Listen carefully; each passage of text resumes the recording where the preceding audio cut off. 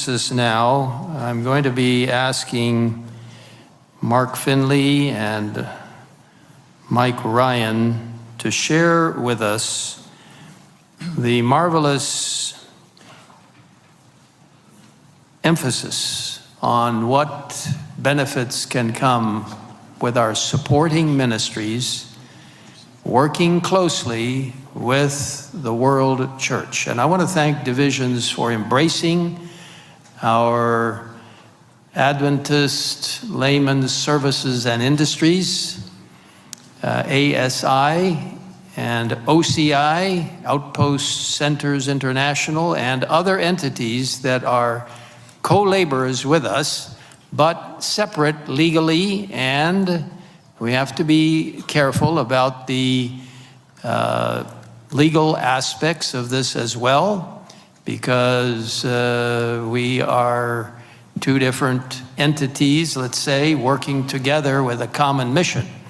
But there are organizations that are called independent ministries, and you can find a great variety of them all over the world. People who simply have their own ideas, they want to push an agenda, and they don't really want to work closely with the church. They think they are either more purified than the church, or they don't need the church, or whatever it is. I don't know what their reasons are.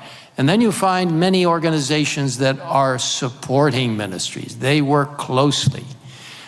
Again, let me underscore the need to make sure that we have good distinctions legally between different organizations and the church itself, but we cooperate well with these wonderful groups of people. And I'm going to ask... Just one other question, and very quickly.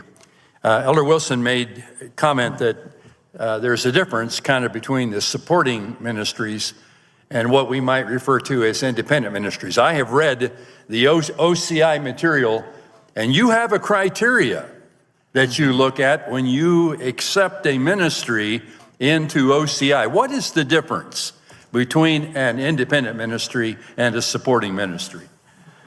First of all, as OCI accepts people into membership, we have these criteria that we look at. Their governance structure must be separate from the governance structure of the church. And their governance structure must contain and be managed by members of the Seventh-day Adventist Church who are in good standing, or regular standing, we would call it. So the governance is a foundational issue. Like has been mentioned, there are legal challenges sometimes when we have lay people working on behalf of the church, and people can get confused about that. Secondly, besides the governance structure, we require that anyone who applies for OCI membership not be accepting tithe from any Seventh-day Adventist church member. So that's a requirement of being a member of OCI. Thirdly, these ministries have to covenant to work in support of the doctrines as well as the mission of the Seventh-day Adventist Church. We don't want anyone speaking adverse doctrinally to the work of the Seventh-day Adventist Church and be a member of OCI. So we want that cooperation as well as just the fundamental thing. Let's work together. Let's be a part of the same team.